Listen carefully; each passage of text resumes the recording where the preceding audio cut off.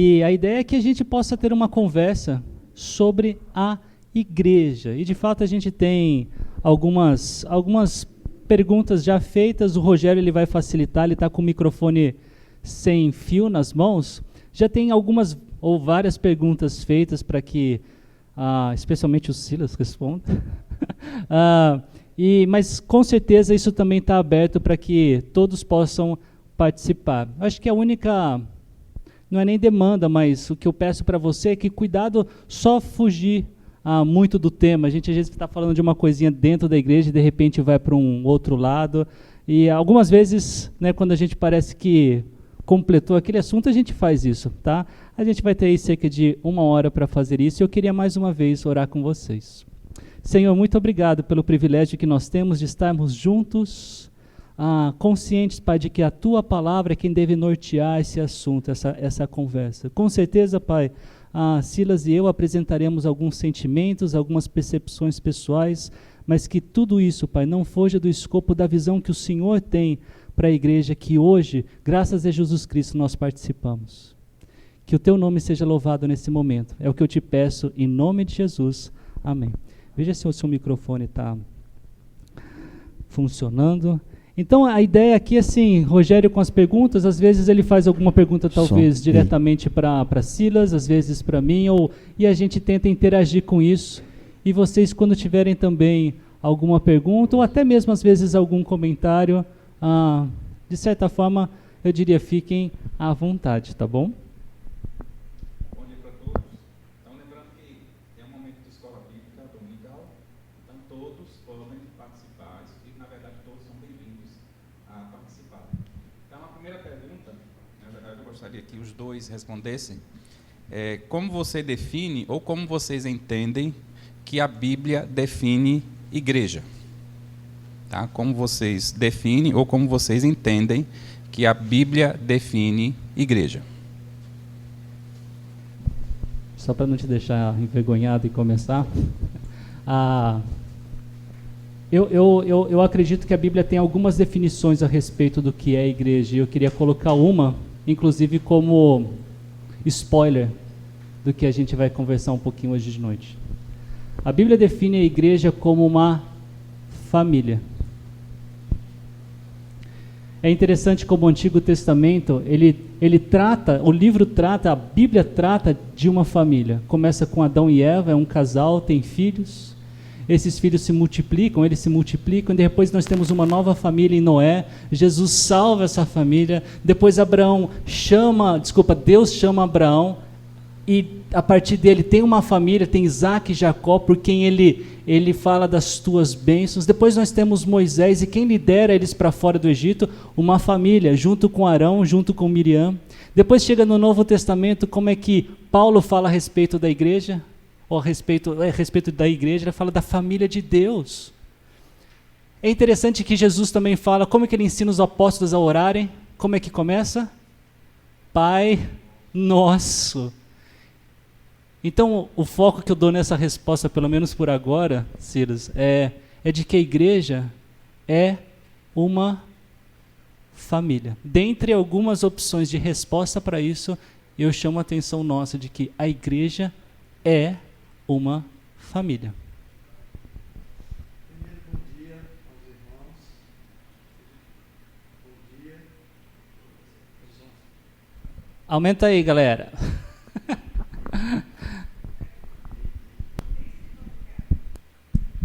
Agora sim. Bom dia, irmãos. Quero iniciar minha fala. Eu sei que foi uma pergunta, mas eu quero primeiro parabenizá-los por esses 5 anos de caminhada. E se vocês perceberem, 5 anos, tanta coisa já aconteceu. Tantas mudanças aconteceram. Tanto movimento aconteceu. Eu sei que a IB Fonte não está aqui há apenas 5 anos, já tem mais tempo, mas reunindo no primeiro encontro, 5 anos hoje, né? Então eu quero parabenizá-los e também trazer um abraço fraterno de uma parte desse corpo, que se chama Terceira Igreja Presbiteriana aqui em Paulo Afonso, para vocês, da Igreja Batista Fonte em Paulo Afonso.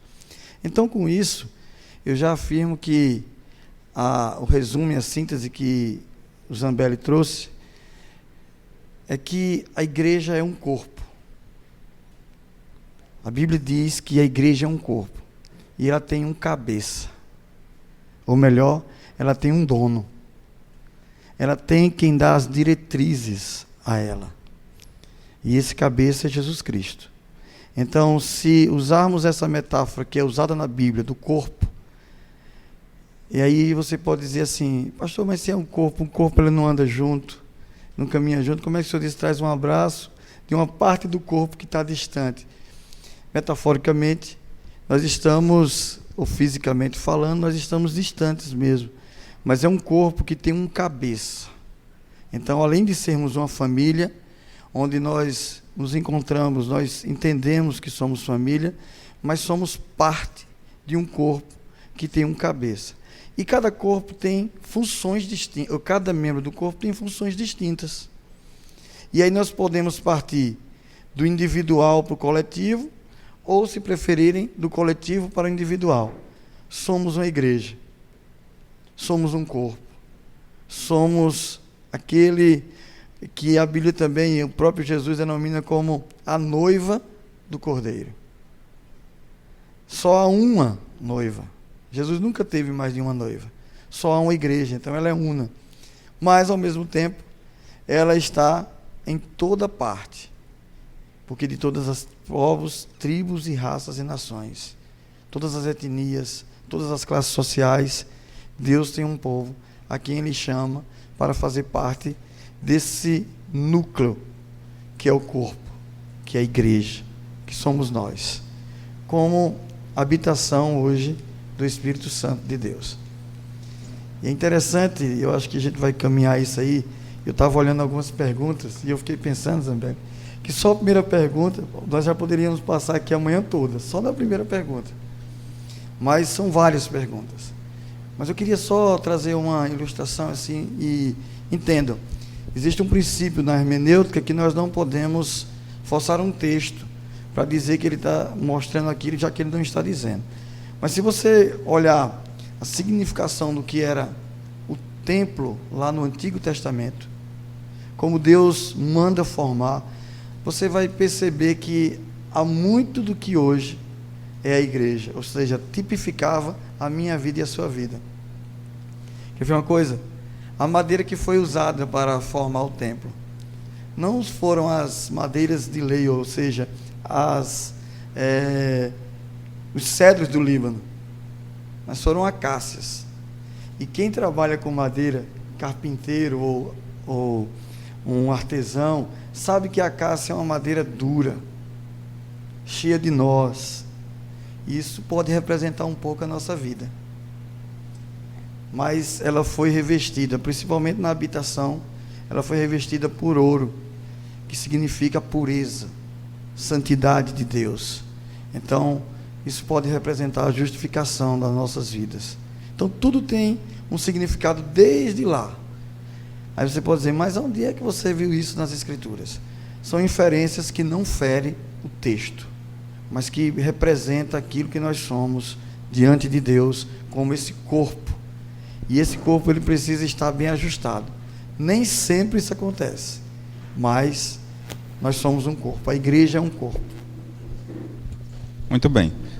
Então, nos foi apresentado algumas figuras do que a igreja é: família, corpo, noiva, habitação. E nós sabemos que para que isso funcione, é preciso, de certa forma, uma organização. A gente entende que o nosso cabeça é Cristo, o nosso dono é Cristo, mas, enquanto igreja humana, nós precisamos de liderança. Então, a segunda pergunta é: qual a importância da liderança na igreja e como podemos garantir que os líderes sejam responsáveis e confiáveis? Então, vou perguntar para o pastor Tiago essa pergunta: qual a importância da liderança na igreja e como podemos garantir que os líderes sejam responsáveis e confiáveis?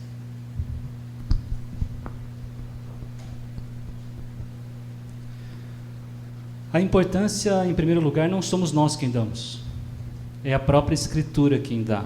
É ela quem apresenta que existe uma hierarquia, que existe uma liderança, e o fato de Deus apresentar a igreja dessa forma já estabelece a importância que ela tem.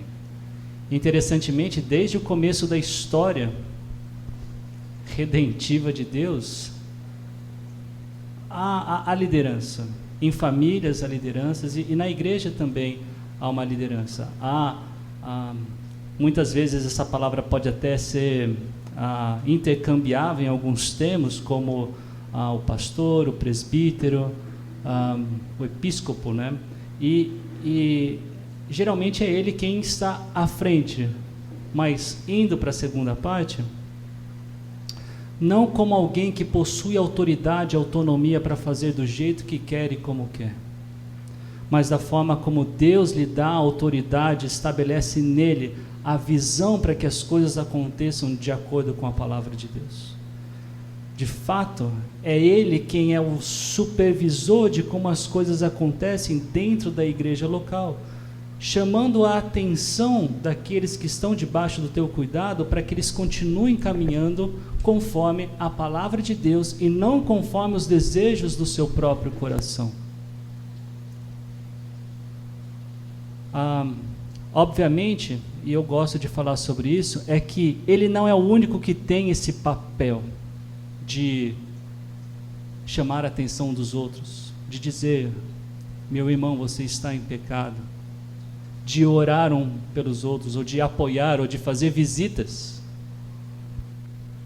Mas é ele quem tem a responsabilidade perante Deus para que essas coisas aconteçam de forma organizada, debaixo de uma comunidade que se encontra presencialmente para adorá-lo, para estudar das Escrituras, para fazer isso que nós fazemos aqui, enquanto igreja.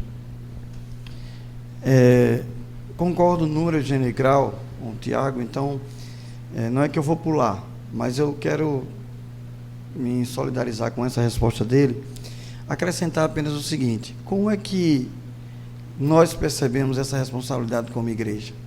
Você vai perceber que na história da igreja, na história bíblica, um exemplo, Barnabé e Paulo, eles tiveram cooperadores, e no meio da caminhada, alguns desses cooperadores, eles abandonaram.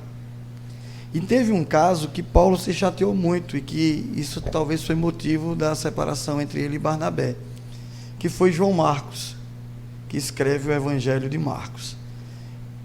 Barnabé diz: olha, vamos chamar João Marcos. Aí Paulo diz: não, porque em determinado momento ele falhou, ele não quis seguir conosco, então ele não serve. Naquele momento, Paulo estava observando que tipo de trabalho ia ser desenvolvido. Em um outro momento, mais tarde, Paulo reconhece que João Marcos era muito útil e importante na vida dele e da igreja. E aí ele pede que chame João Marcos, peça para que ele venha. Então, assim, na caminhada, nós, seres humanos, estamos sempre possíveis de escolher pessoas erradas. Quando eu estou falando de escolha, por exemplo, a igreja presbiteriana, existe a cada 5 anos uma eleição de presbíteros e diáconos da igreja, que eles podem ser reeleitos ou não, pode ter uma nova escolha.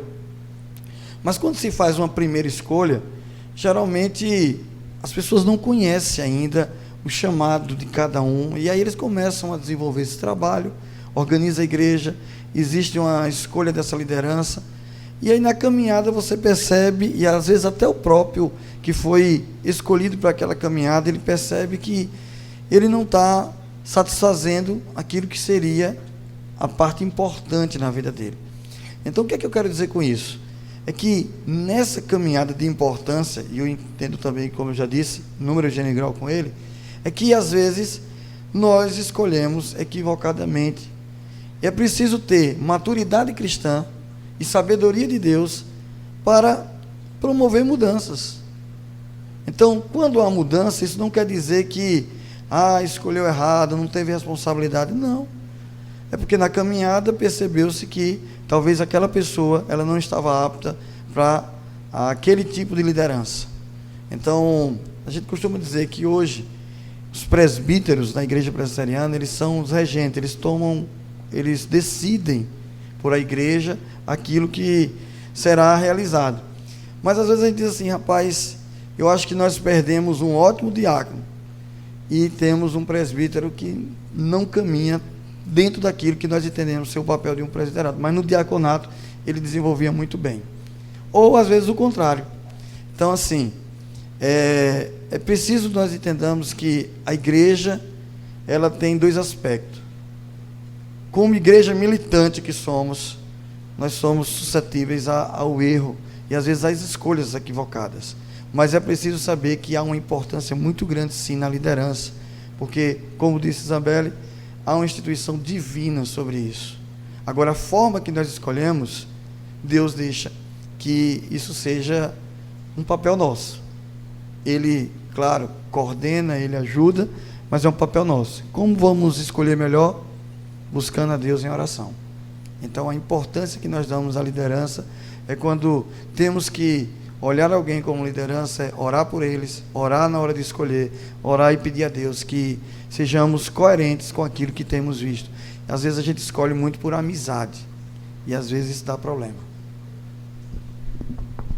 Rogério, até antes de continuar, eu queria até enfatizar, e agora sou eu quem vou dar um pouco de sequência até no que o Silas está dizendo, é que nós temos uma lista dada na Bíblia para que faça-se um filtro dessa liderança.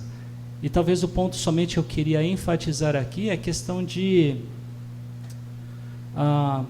ser novato na palavra de Deus, né? E alguns de vocês que me conhecem há mais tempo, ainda que a posição de pregador nessa comunidade para mim é um desafio, não foram poucos os anos que eu investi para até o dia que eu tivesse, para que eu fosse enviado. Pelo menos na comunidade em Campinas, quando perguntaram quem quer ir, eu levantei a mão. Isso foi no ano 2000. E o meu preparo foi até 2010, para que depois eu fosse para Paraíba, enfim. Eu estou dizendo isso porque creio que Silas vai concordar comigo, é que eu sou um daqueles que gostaria de ver mais igrejas em Paulo Afonso do que bares.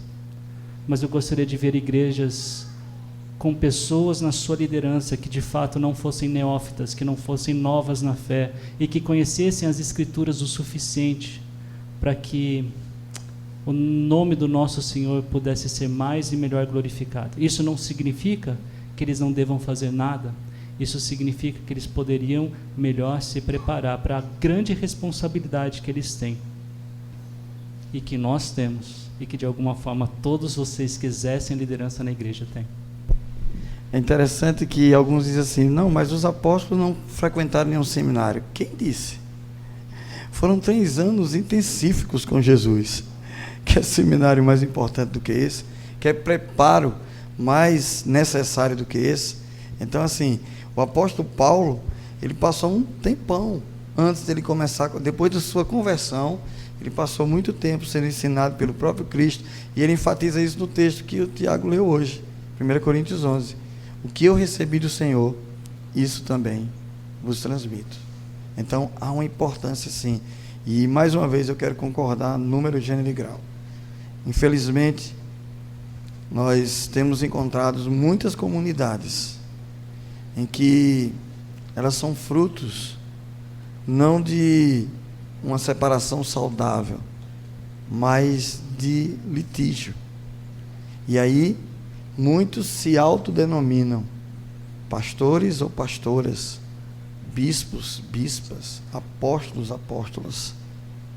E aí, infelizmente, a sã doutrina, ela perde a qualidade principal, sã, saudável. Infelizmente. Muito bem, então, ligado a isso, tem a terceira pergunta. Quais os principais desafios enfrentados pela igreja nos dias de hoje? E quando nós falamos igreja, nós entendemos que é uma igreja verdadeira, uma igreja que prega a palavra, uma igreja que vive a palavra. Então, essa igreja, quais são os desafios para essa igreja nos dias de hoje? Rogério, deixa eu só voltar rapidinho à segunda pergunta. Tem uma coisa assim que é muito, precisa ser muito bem compreendida.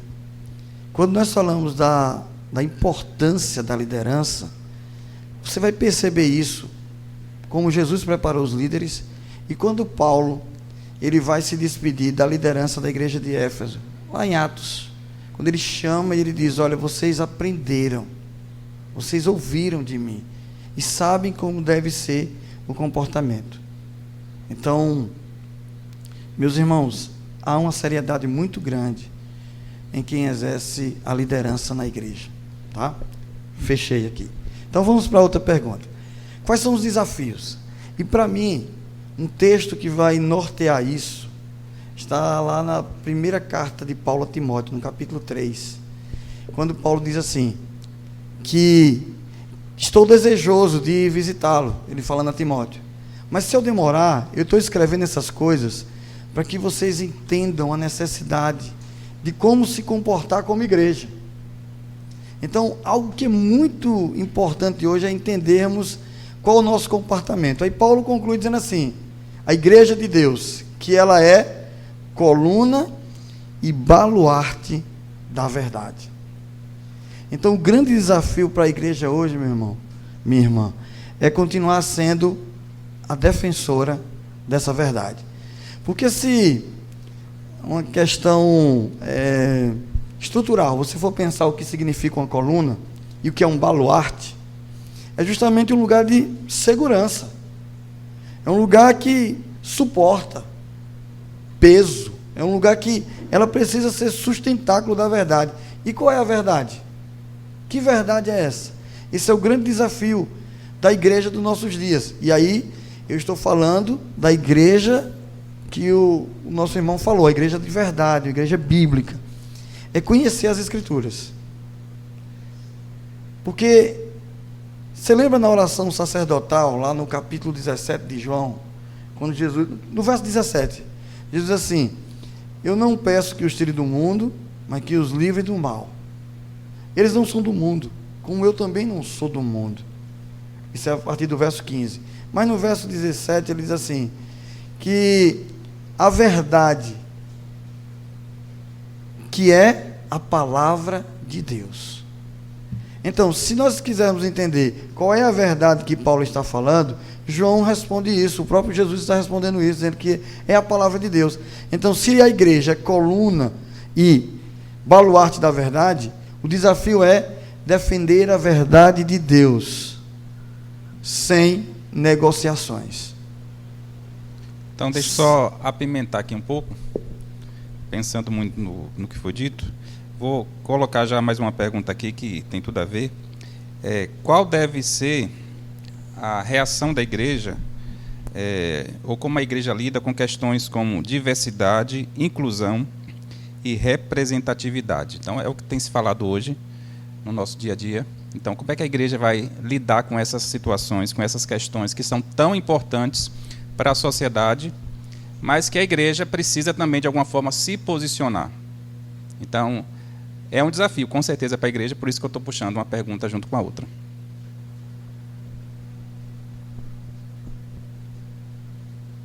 Eu também acredito que o maior desafio que a igreja atualmente enfrenta realmente é um conhecimento aplicável das Escrituras.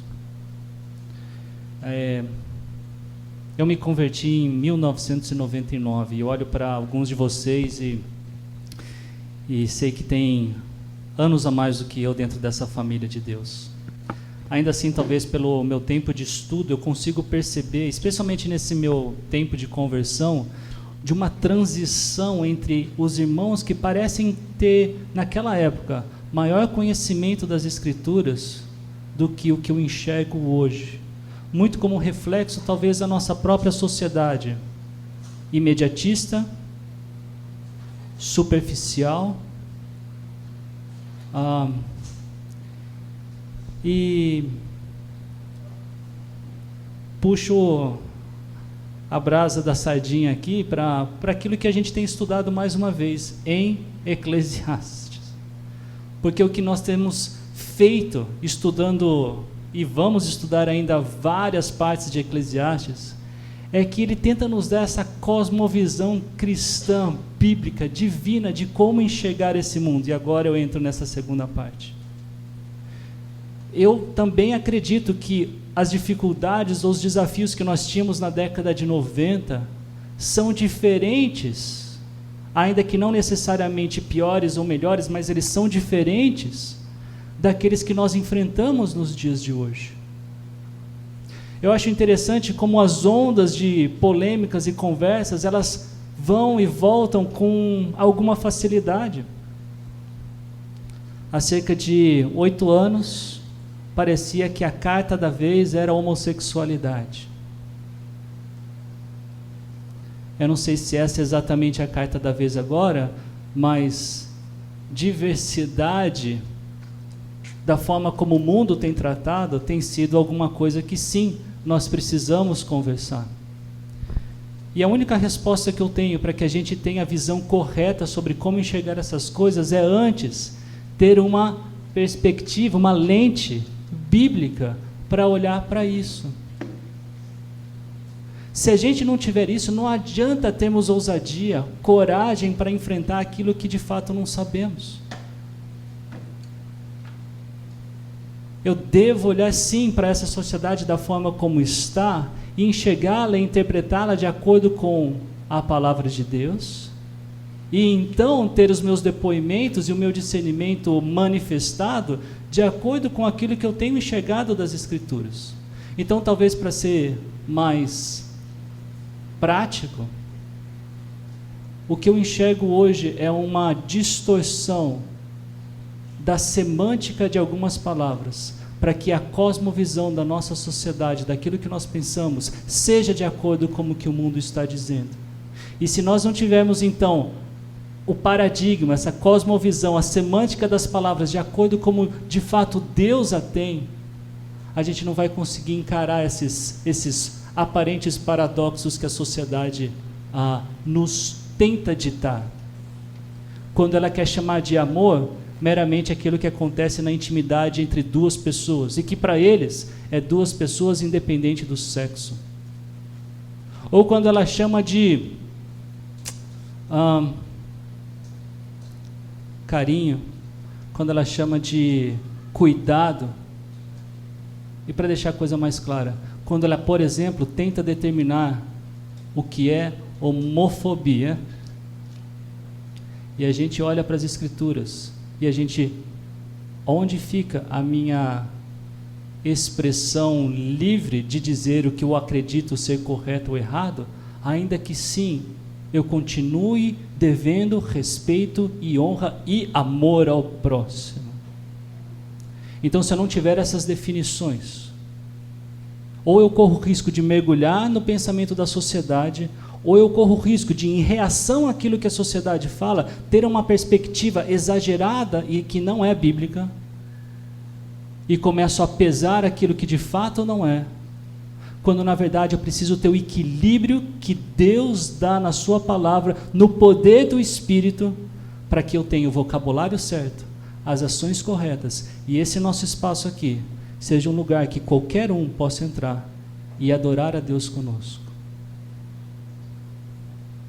Querendo ou não, ninguém de vocês me surpreende por serem pecadores, mas que quando nós estivermos aqui dentro, a palavra de Deus seja o instrumento dele para nos transformar.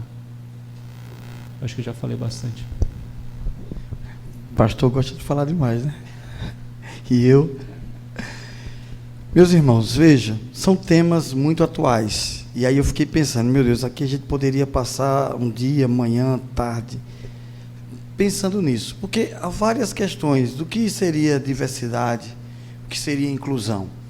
Como Zambelli abordou um pouco sobre a diversidade, minha esposa, aquela jovem linda que está ali, ó, ela ficou bem, para que os irmãos vejam ela ali, ó, bonita. Matei ela agora, quando eu chegar em casa eu vou apanhar. Veja, ela é professora, Então, a gente sempre conversa sobre a questão da inclusão. E essa inclusão, algumas pessoas têm algumas deficiências. E aí, a semântica da palavra precisa ter muito cuidado. Deficiência não quer dizer que a pessoa é desprezada, mas ela tem uma deficiência visual, ela pode ser surda e, por consequência, muda. Então, assim, a igreja precisa entender, assim como a sociedade entendeu, que os membros dessa igreja, que fazem parte desse corpo, dessa família, precisam incluir pessoas desse tipo. Ou seja, o que nós vamos fazer para... Aí existe investimento, existe... Exemplo, hoje você vai ver na TV e em todos os programas assim mais conceituados que tem sempre um intérprete de Libras participando de entrevistas, de fórum, do que seja. E a igreja também, ela não pode fugir muito disso, porque muitas vezes as pessoas não participam dos cultos em algumas igrejas. Aí eu estou focando em um tipo de deficiência, porque ela não vai entender a fala. E é preciso que a gente invista nisso. A igreja precisa entender que é necessário ter uma inclusão. Quer ver uma coisa que é muito simples? Às vezes as nossas comunidades, os templos onde nós nos reunimos, não tem um banheiro adequado para um cadeirante. E às vezes não tem nenhuma entrada, uma rampazinha. Ou seja, simples. E isso é um tipo de inclusão que a igreja precisa pensar. Que há muito tempo, você pode dizer, mas em outro tempo não era assim. É verdade. Mas como o Tiago falou, o tempo vai mudando. Eu creio que em todas as épocas tiveram momentos difíceis. Agora, como é que nós vamos lidar com tudo isso? Qual o lugar de referência da igreja? É o lugar que Jesus deixou ela. E aí eu volto de novo ao texto. Coluna e baluarte da verdade. A igreja, ela vai aparecer de fato quando ela permanecer na verdade de Deus e quando ela for boca de Deus na sociedade em que ela está inserida. Então, teóricos vêm e vão, ideias vêm e vão, pensamentos políticos passam, mas a palavra de Deus, ela não vai passar, ela não passa. Porque Deus vela em cumprir a sua palavra. Aí voltar um pouquinho aqui, eu já tive alguns estudos na nossa igreja, nossa comunidade. Hoje nós estamos estudando lá, Isabel, na EBD, sobre questões psicossomáticas, que era um tabu na igreja até há um tempo atrás. E a igreja precisa encarar essa realidade. Conselheiros, profissionais. Então, o tema é, quando jogar a toalha parece ser a melhor opção. Às vezes as pessoas desistem rapidamente. Elas acham que é a melhor opção. Às vezes a igreja tem feito isso. Quando se depara com conceitos, com valores que são impostos hoje, ela prefere jogar a toalha. Quando nossa posição deveria ser coluna e baluarte da verdade. Vocês já pararam para pensar como é que é feito uma coluna? Quais são os materiais? Posso pedir a participação deles? Quais são os materiais que se usam para fazer uma coluna? Eu sei que aqui deve ter muita gente que construiu já. Pode dizer, irmãos. Aço, concreto, que é areia, cimento e pedra, né? E às vezes tem algum aditivo que alguém coloca, ainda aditivos, essas coisas. Oh, rapaz, coisa boa. Agora eu pergunto, se esses elementos estiverem todos separados aqui, existe uma coluna pronta? É preciso todos esses elementos que são, nós chamamos de, aí eu vou chamar de elementos naturais, estejam ali dispostos para que uma coluna seja formada. Mas se não tiver o profissional que faça a armação, que monte, que encha, não adianta ter elementos separados. E aí, se nós usarmos isso como a igreja, nós somos a coluna, O fundamento é Cristo. Quem forja a nossa vida é Ele, em Deus, através do Espírito Santo. Quem monta essa coluna e baluarte da verdade não somos nós. Nós somos elementos que, depois de formado, não podemos abrir mão de qual é a nossa função. A função da coluna é sustentação. E se a coluna trincar, vai ruir. E ela só vai ruir se ela for colocada em um terreno que não seja o alicerce principal. Então fica aí essa metáfora para nós pensarmos um pouquinho. Quando nós estivermos falando de diversidade, inclusão e o papel da igreja, precisamos pensar no que a Bíblia nos dá de fundamentação para isso. Eu não preciso me programar para defender o Evangelho, porque ele é o Evangelho de Cristo. O que nós recebemos orientação é assim: quando cobrarem a você a razão da vossa fé, esteja pronto para responder. Mas sair em defesa do Evangelho, eu não preciso, porque ele já tem o principal advogado e fundador da igreja, que é Cristo. Então, essas questões, elas são importantes, a igreja precisa estar atenta, mas o que traz resposta e base para tudo isso é as Escrituras.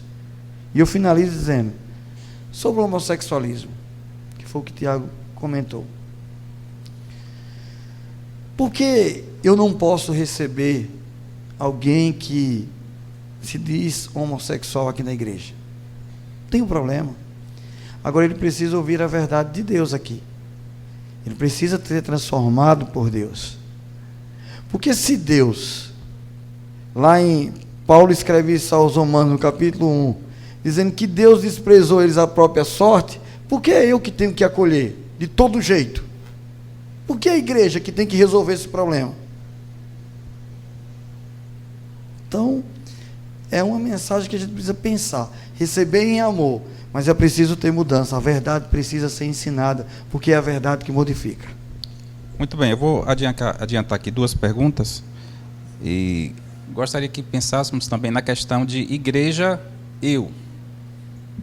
Quando a gente está falando aqui em igreja, muitos podem pensar, igreja, fonte, igreja presbiteriana, e fica aquela coisa muito aberta e não traz para mim. Então, acho que a gente pensasse também nessa questão de igreja, eu. Eu sou a Igreja Batista Fonte, eu sou a Igreja Presbiteriana. Então, tudo que foi falado aqui precisa partir de mim também. Eu preciso cumprir com os propósitos de Deus para a minha vida. Então, duas perguntas. Qual o papel da igreja na promoção da saúde mental e emocional das pessoas? E qual o papel da igreja na promoção da educação e desenvolvimento das pessoas? Então, vamos pensar também na igreja como social, como a igreja pode contribuir com o social das pessoas, com a vida das pessoas no dia a dia. Então, com relação à saúde mental, emocional e também com o desenvolvimento e promoção de educação.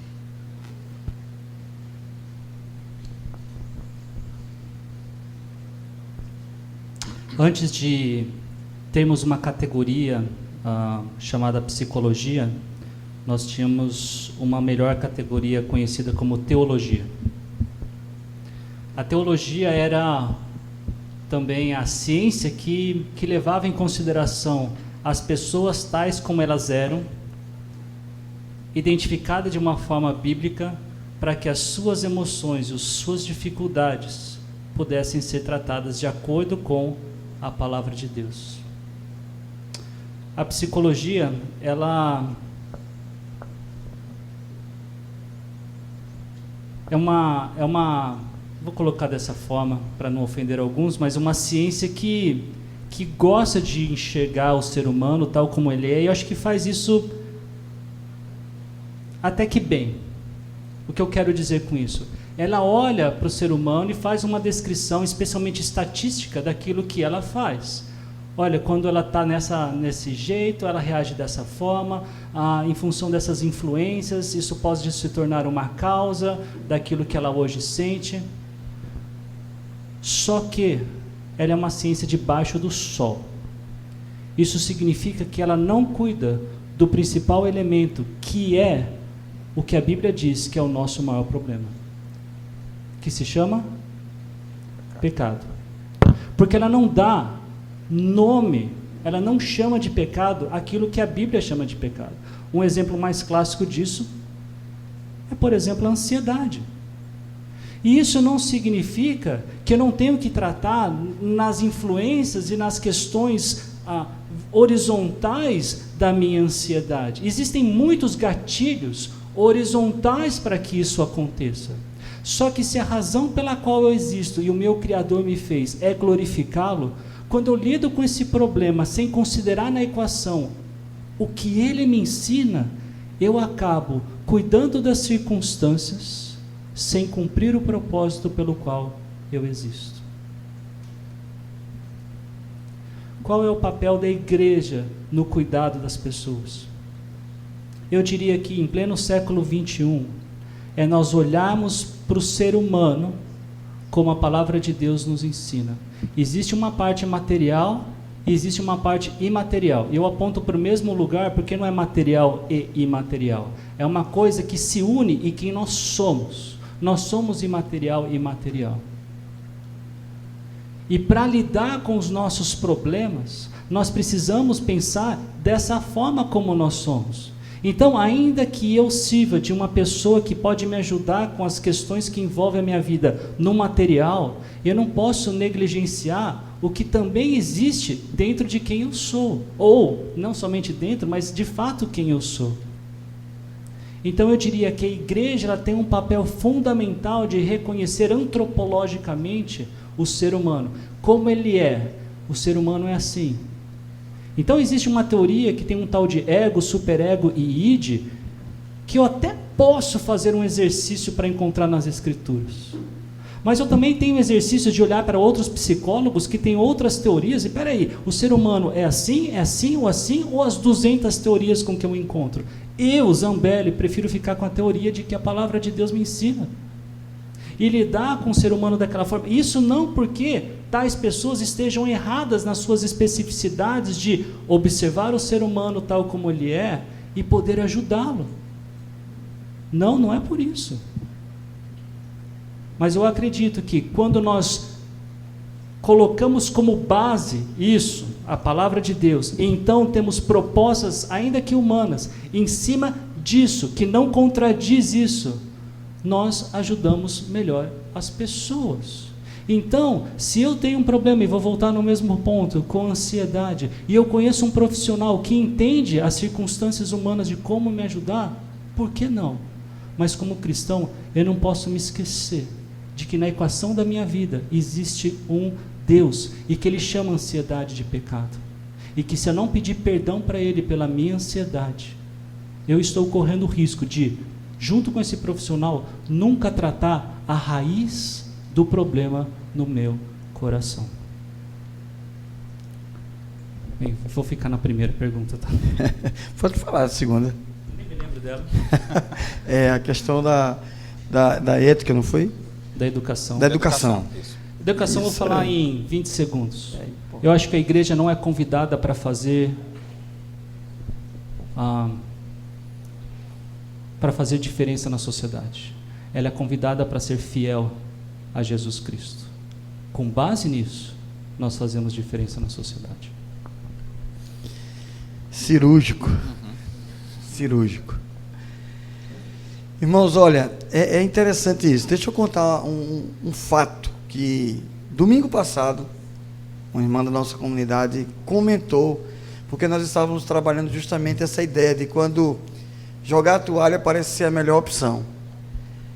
Uma amiga dela foi a um profissional, né, de psicologia, e em duas sessões apenas, ela disse que ia se separar do marido, porque descobriu lá que o problema da vida dela era o marido dela.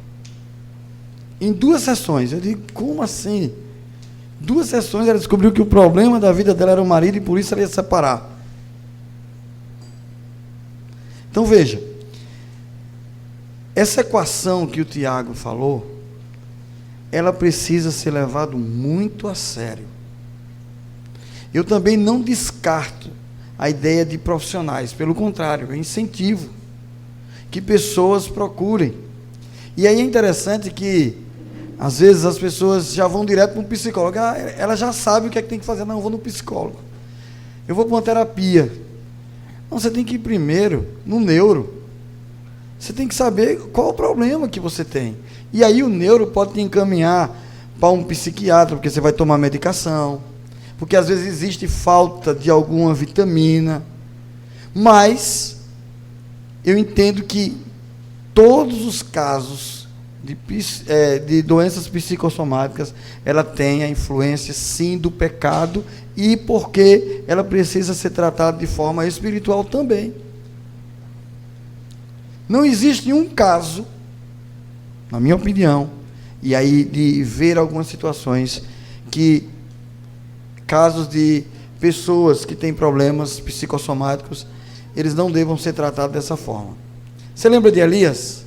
Quando Elias ficou com medo daquela mulher sábia, chamada Jezabel, ele enfrentou os 450 profetas, mas ele teve medo e ele fugiu de Jezabel. E ele chega lá há 24 horas andando, fugindo. A Bíblia diz que foram 24 horas. Ele chega em um determinado local e diz assim: eu quero morrer. Ele estava triste, sentindo sozinho, com medo. Eu prefiro morrer aqui do que morrer na mão dessa mulher. E ele recorre a quem? A Deus. Qual foi a resposta de Deus? Quem lembra? É o quê? Vai comer. Elias, vai comer, filho. Agora você está com fome. Você andou muito. Veja, Deus não foi dizer assim: ah, meu filho, eu entendo que o medo tomou conta do seu coração. Elias, vai comer. Porque a tua jornada ainda é muito grande. Tu tem muito o que fazer ainda. Ou seja, Deus tratou na fonte do problema emocional de Elias. Mas tinha uma fonte: alimentação, segurança. Então, assim, é preciso estar atento a esses fatores. Agora, segunda pergunta: o emocional, ou a educação. Desde a Reforma Protestante, eu vejo a importância da educação que a Bíblia traz. E aí eu não estou falando apenas, e um lema era uma igreja e uma escola. Mas é uma igreja e uma escola que isso foi mudado ao longo do tempo a ideia. A ideia é que a igreja seja uma escola. Que ela funcione como uma escola de quê? De ensinar a verdade de Deus. Porque a palavra de Deus era restrita naqueles dias apenas aos sacerdotes. E a igreja precisaria ser um lugar onde as pessoas aprendessem da palavra de Deus. Então, há uma importância muito grande, e aí eu volto, ensinar a verdade. E o que Zambelli falou é verdade.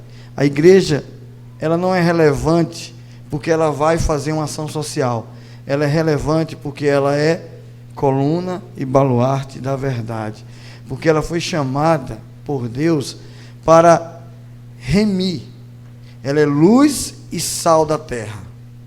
E é interessante que a igreja, ela não tem luz própria. Ela está para Deus como o sol está para a lua. O sol tem luz própria. E Jesus disse que ele era a luz do mundo. Então nós precisamos refletir a luz de Jesus. Veja, que diante de Deus, meus irmãos, as nossas melhores obras não passam de trapos de imundícies. Eu acho que eu já falei, não sei se aqui, Tiago, sobre isso. Mas você sabe o que é trapo de imundície? É um absorvente usado. É isso mesmo, Mods é a marca, né? Mas é um absorvente usado, é um trapo de imundície. Para que serve? Ser jogado fora. Ou alguém guarda aqui um absorvente usado? Não, é para jogar fora. Diante de Deus.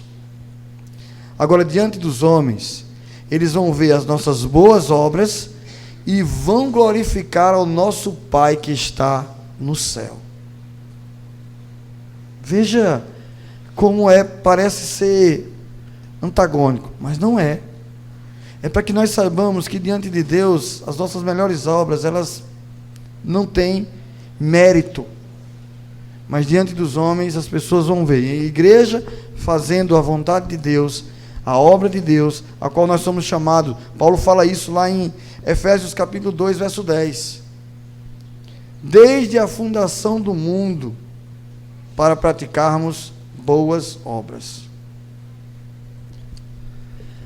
Só para ser prático também, ou para ser mais prático,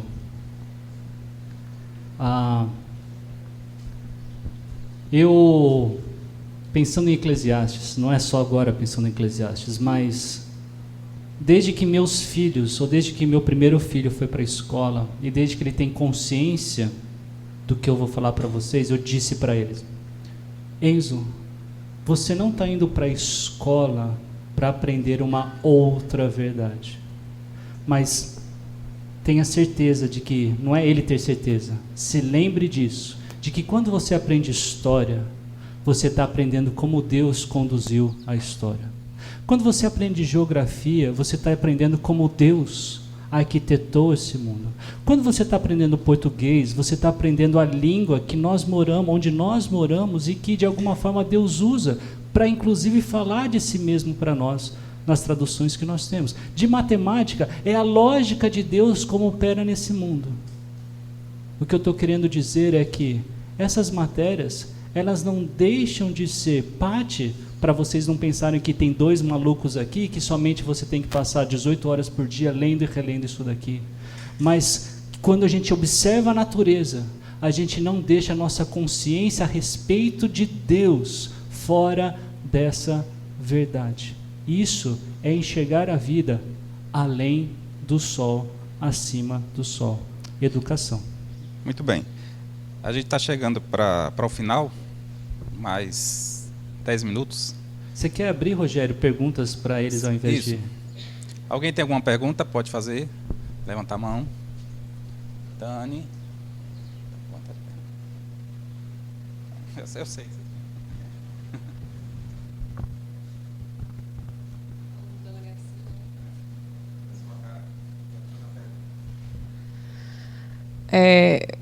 Bom dia, seja bem-vindo, pastor Silas, aqui à nossa igreja, à nossa comunidade. A minha pergunta é mais com relação ao servir à igreja, né? Que princípios ou que mandamentos vocês consideram ser importantes destacar com relação ao serviço na igreja?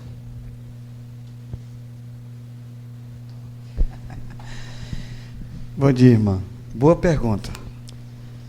Principal, sim, que nós podemos sintetizar tudo é obediência, mais uma vez, às Escrituras. E é o que o Tiago disse. Às vezes eu estou conversando em casa, eu estou conversando com um amigo, conversando com as pessoas, não tenho como, no meio do assunto, não reportar o que a Bíblia diz, o que as Escrituras nos dizem. Porque assim, às vezes tem gente assim, mas você tudo... É porque tudo tem que sair das Escrituras. Então, quando Paulo, ele fala que nós deixamos de ser escravos do pecado, e ele diz que nós somos livres, mas a nossa liberdade ele diz assim, eu sou doulos, eu sou escravo de Cristo. Então, como eu vou servir na igreja? Como ao Senhor. Como servindo ao Senhor.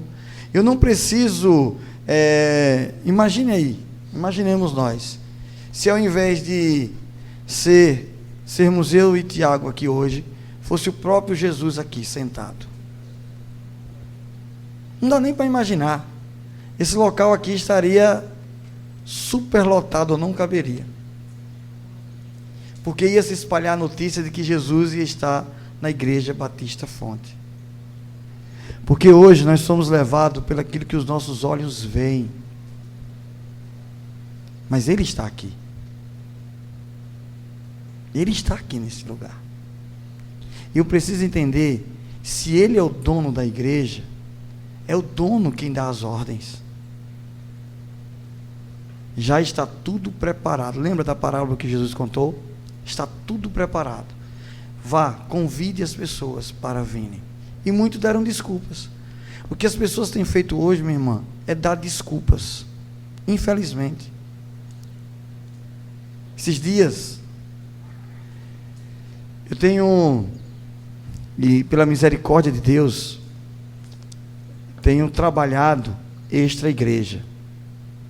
O conselho da nossa igreja entendeu que poderia e deveria me liberar para fazer trabalhos extras. A minha esposa hoje, ela faz um tratamento que não é tão barato, mas graças a Deus Ele tem nos dado aquilo que é devido para esse sustento.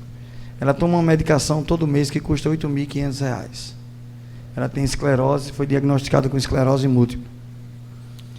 Ah, pastor, o senhor paga 8.500? Não, eu não pago 8.500. Eu pago um plano que aceita esse tratamento e paga esse tratamento. Mas para isso eu preciso trabalhar extra. E aí eu tenho trabalhado às vezes, irmãos, até 3 horas da manhã. Eu tenho um amigo que hoje ele tem uma clínica e um hospital aqui na cidade, eles estão terminando, o hospital já inaugurou, no Núcleo Vida. E eu estou fazendo toda a parte de imóveis desse hospital. Então, às vezes, o horário é meio que maluco. Às vezes, ele não pode trabalhar durante o dia porque o hospital está funcionando. Então, às vezes, eu vou na madrugada e durante o dia eu tenho um gabinete pastoral e eu tenho me desdobrado para que isso aconteça.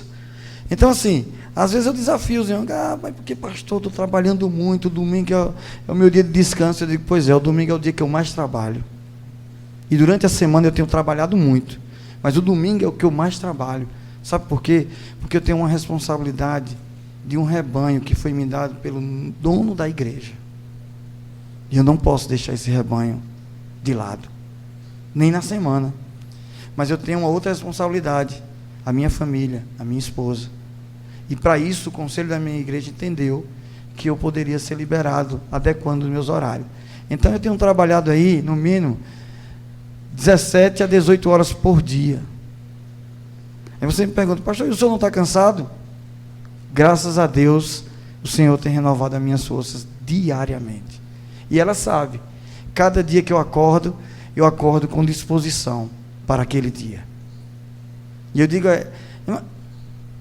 estou bem. Ontem, uma comunidade, um departamento da nossa igreja marcou uma reunião plenária, uma reunião de sócios, para 6 horas da manhã, Zé. Eu disse, meu Deus, como pastor, eu preciso estar lá com eles. Eu vou lá, é a primeira reunião, eu vou participar. 6 horas da manhã. Eu fui dormir na noite anterior, quase 1 hora. Mas nós estávamos lá. E aí eu percebi que não só eu. Tinha irmãos que foram dormir 2 horas, que trabalham com lanchonete, foram dormir 2 horas e 5h30 da manhã estava lá organizando as coisas. O que é isso? Obediência à palavra, amor à palavra. Então, o desenvolvimento do trabalho na igreja passa por obediência e humildade ao dono da obra. Espero ter respondido. Bom dia. Eu acho que seria legal falar um pouco sobre a questão também do movimento de que eu sou igreja e, por causa disso, eu tenho a minha espiritualidade, eu posso fazer isso dentro de casa, eu não preciso estar reunido com o corpo. Eu acho que seria legal a gente ouvir um pouquinho sobre isso também.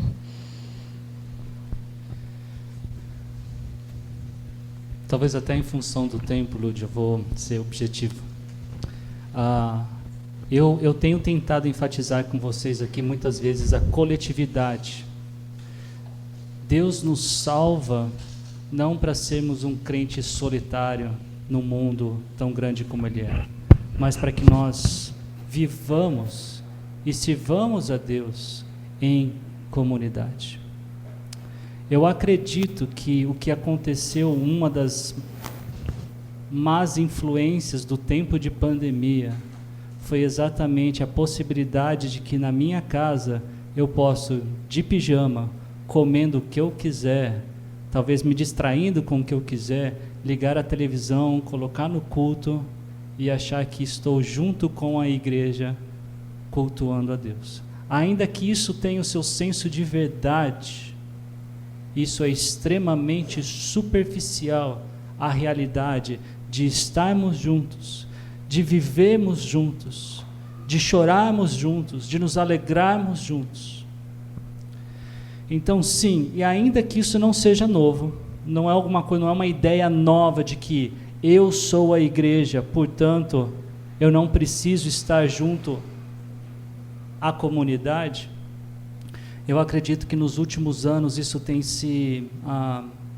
a ideia tem multiplicado, ganhado novos adeptos e, mais uma vez, eu vou levar isso para uma má conclusão daquilo que as Escrituras ensinam.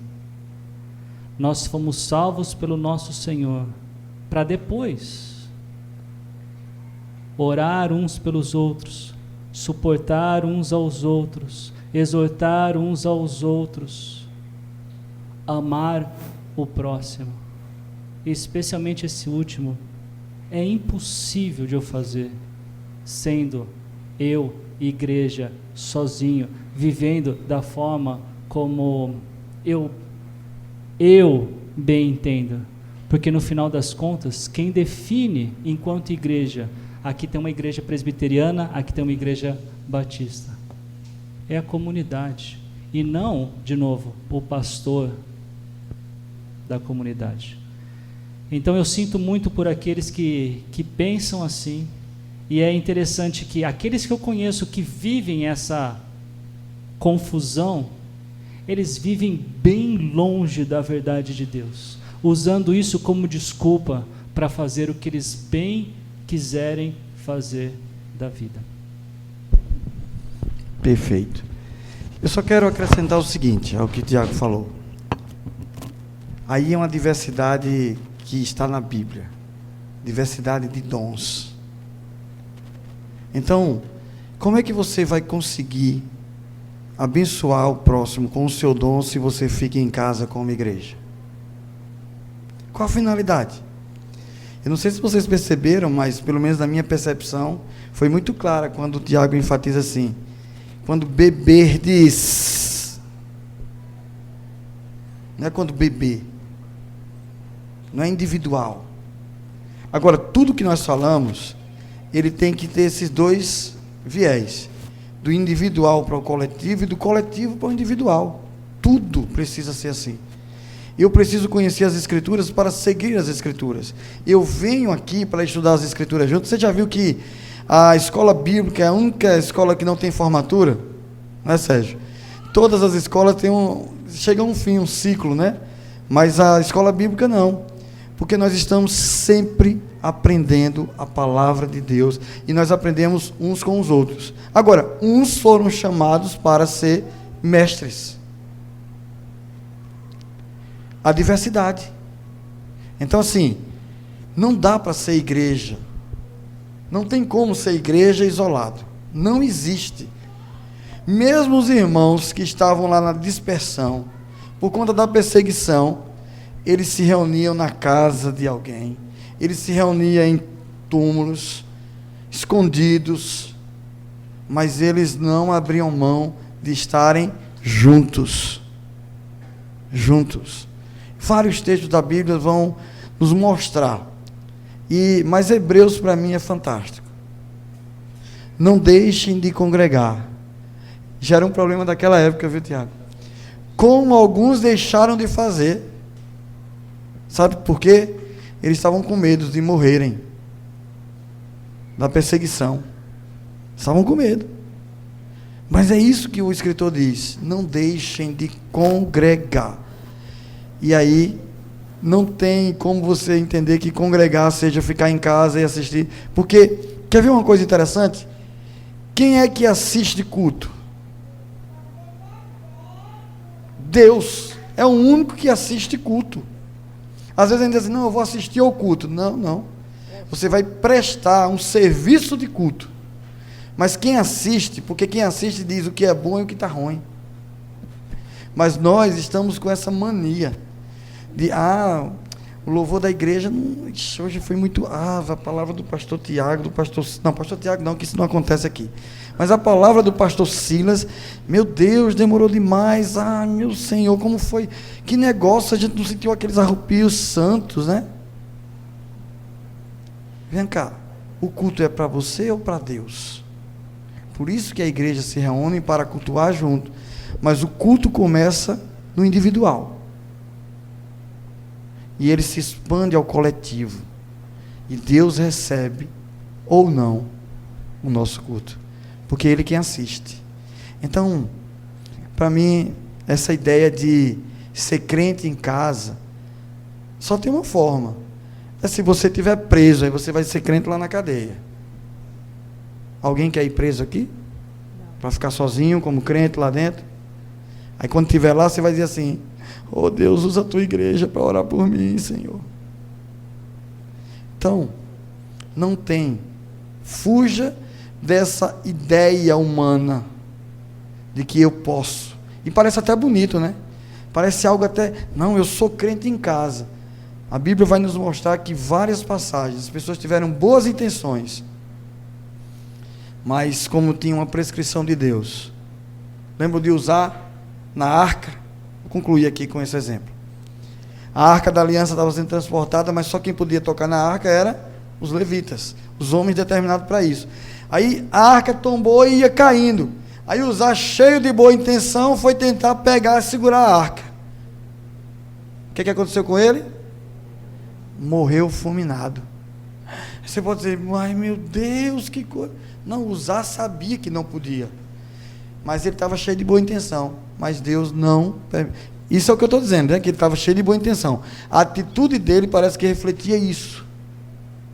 Mas Deus, que conhece o coração e que tinha determinado algo, não aceitou essa boa intenção.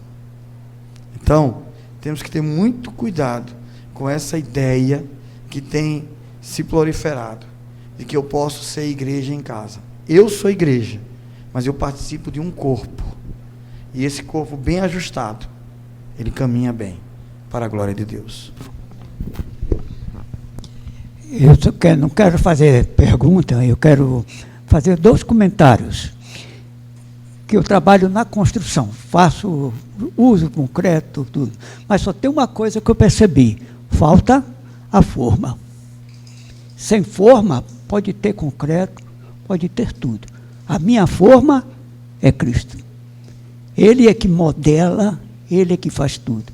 E não há coluna nenhuma que não tenha um objetivo, a não ser obelisco, que é até demoníaco.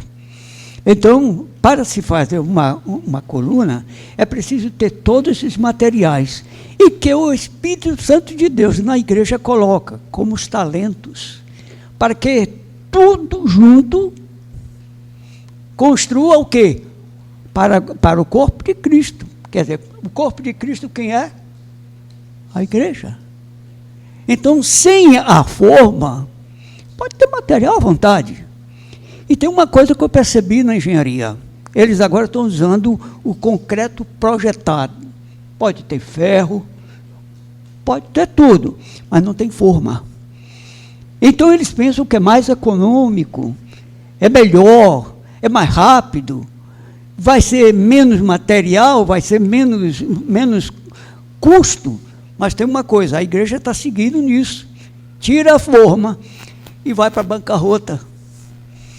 Não tem princípio uma construção, ou não tem solidificação, nem forma de uma construção sem a forma. O concreto projetado é para segurar alguma coisa, como aqueles barrancos que estão caindo. É para isso que eles servem. Mas muitos poucos têm ferro. A resistência dele é muito pequena. Então, para ser forte, é preciso ser contido dentro de uma forma que dá a forma, e quem dá a forma na igreja é Cristo. Não pode ser outro. Então, ele tem os mandamentos: faça assim, faça assim, faça assim. Então, qual é a questão desse faça assim? Eu fazia nas nobres que eu liderava, faça a forma desta forma, eu dava o projeto. Então, Deus já nos deu o projeto da igreja. E já colocou Cristo como uma coluna. Se esta coluna é feita exatamente como Cristo quer, ela vai ser resistente. Mas, caso contrário, vai ficar fragilizada. Agora, o segundo comentário que eu quero fazer é sobre a família. Eu entendo uma família, falando-se da família de Deus, uma estrutura de união. Quando a gente fala a palavra comunhão, dentro do nosso contexto atual nas igrejas, está fora da comunhão. Comunhão significa o que meu irmão precisa, o que meu irmão desfruta, o que meu irmão produz, é para a família. Eu estava em minha casa, quando pequeno, e não tinha condição de produzir nada, era pequeno, não tinha estrutura alguma. Mas teve uma coisa, quando eu cresci, comecei a compartilhar com a família. Recebi muitas coisas de minha irmã, porque ela via que eu precisava. Eu nem pedia. Ela me dava, porque ela me amava. Jesus Cristo colocou 2 mandamentos que eu acho que é a base, aliás, eu acho não, o próprio Jesus Cristo falou, é a base do cristianismo. Amar a Deus, não tem como a gente ir para o céu sem amar a Deus. Não tem como eu amar o próximo como a mim mesmo. Tem. Eu cuido de mim, eu cuido de tudo. Mas Jesus Cristo colocou isso. Mas por que a gente não tem? Porque também a gente não vence o pecado. Não há como. Quem não peca é mentiroso. Já cometeu o pecado da mentira. Agora, é um mandamento? Amar a Deus sobre todas as coisas e o próximo como a si mesmo? Não há dúvida. Agora, por que a gente não investe nisso? Porque nós estamos colocando concreto projetado. Que Deus nos abençoe. Gente, nosso tempo deu. E vou até dizer mais um pouquinho desse spoiler de hoje à noite, visto que foi citado novamente família. Que a gente venha para cá, talvez, para refletir nisso. Que esse nosso espaço seja muito mais parecido com o de quando a gente convida os parentes para comer em casa, onde a roupa que se veste não é o mais importante, não precisa ter um vocabulário rebuscado para achar que é mais ou menos naquele lugar, que a expectativa não é que as crianças fiquem caladinhas e obedientes o tempo todo. Sabe por quê? Uma família gostosa de se viver, ela é bem complicada, ela é bem confusa, ela é uma bagunça, uma santa bagunça. Eu quero conversar com vocês mais hoje à noite sobre isso, que a gente tem uma santa bagunça aqui dentro dessa expectativa de família, porque realmente nós somos uma família, irmãos e irmãs uns dos outros aqui. Silas, pode nos conduzir uma oração final, ou se quiser ser um minutinho, cara, uma palavra final. Eu quero agradecer essa oportunidade, né, que primeiro Deus nos dá e segundo a direção dessa comunidade. E dizer a vocês que aquilo que o irmão falou é muito interessante. Mas você vai olhar a vida de um homem segundo o coração de Deus, a família dele foi muito conturbada. Davi, misericórdia. Mas você vai olhar uma outra coisa também, é que a igreja de Corinto achou que estava, aos olhos do povo, ele estava fazendo uma santa comunhão, a festa do ágape. Aí Paulo diz, isso que há no meio de vocês é apenas divisão. Então veja que a perspectiva de Deus em relação a nós é diferente. Aí tem que acontecer o que o profeta Joel diz, é rasgar o coração e não as vestes, aquilo que é visível. Ser uma família é ser isso, é conhecer as dificuldades, as adversidades, os limites, mas também os dons, os talentos uns dos outros, e nos abençoarmos em Jesus. Oremos. Amado Senhor, Tu que és o cabeça da igreja, nós somos o corpo, e como corpo, Senhor, temos uma função, e essa função ela é vista do coletivo para o individual e do individual para o coletivo.